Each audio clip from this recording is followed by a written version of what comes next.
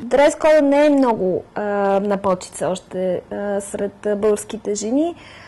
Вероятно, защото трябва да мине време и да се научим всички, че тези правила има причина да бъдат спазвани. Българката се опитва да бъде адекватна, само че още е, че избира не много подходящи образци, които да следва като примери за облекло и за това как да изглежда, за стил.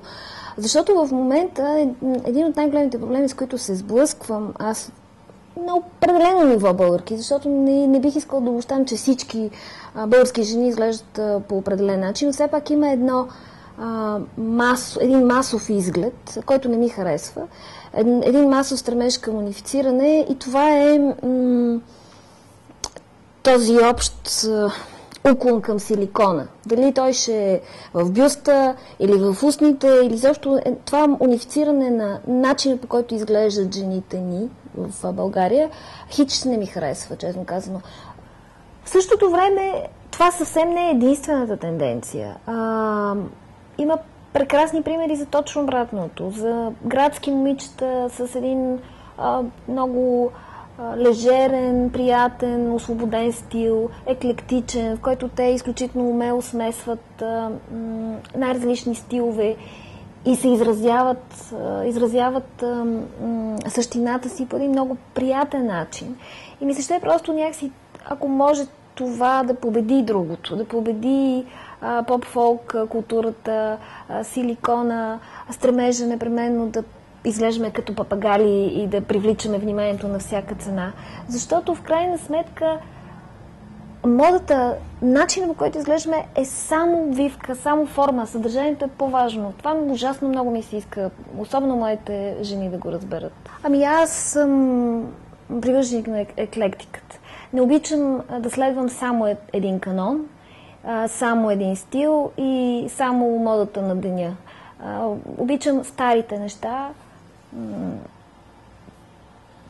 така наречения винтидж, който да го объркам, да го миксвам с някакви съвсем нови, минималистични или не чак толкова работи, да вкарвам цвят, защото смятам, че този много модерен доминант, който срещаме, например, да се влича само в черно или само в бяло или в едни такива бежово-сиви цветове, което е много модерно и се смята за страшно признак на висок стил, в крайна сметка обаче изтрива жената. Тя трябва да вкара цвят в себе си, както по същия начин, ако си прекалено слаб и няма месо в теб, тогава ти някакси и характер няма. Просто трябва да има от всичко и тогава има живот и енергия, жизнена енергия повече. Веднага се сещам за две жени от българската политика, които са пример като стил. Надежда Нейнски едната, Меглена Кунева е другата. Те са много различни, но и в двете, тъй като при Меглена Кунева има, тя е повече западното юпи жена, тип отличничка с много именно бизнес дрес-код може да видиш там абсолютно перфектен. При женския стил на Надежда Нейнски, като казвам женски стил, имам предвид не когато тя е в качеството на политик и депутат, тъй като тя умее да излиза и от това си качество в едни по-светски роли. Там виждаме жената. Тя се подава, показва се. Тя е по-интересна като стил и наистина много вкус виждаме и собствена индивидуалност. От мъжете всички са толкова унифицирани, че всъщност аз почти не се сещам някой, може би Любо Дилов син, който има така едни характерни ризи с навити ръкави и очила, които са така някаква закачка с по-екстравагантния си изглед. Това се сеща. При мъжете е скука.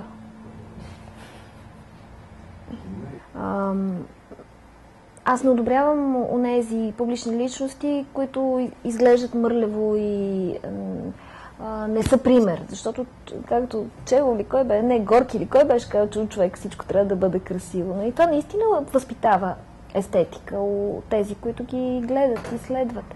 Когато видиш, че един човек е взискателен, включително и към външния си вид, това означава, че е взискателен и към други неща. Въпросът е да не е само това. 65 години друго списание не е излизало и това е Жената днес. И то не е случайно, първо, защото това е наистина списание институция. В него са вградени много животи, много кариери, много творческа енергия. И това е причината, защото има много силен авторски заряд в списанието и заради това то продължава да бъде толкова четено и толкова дълголетно.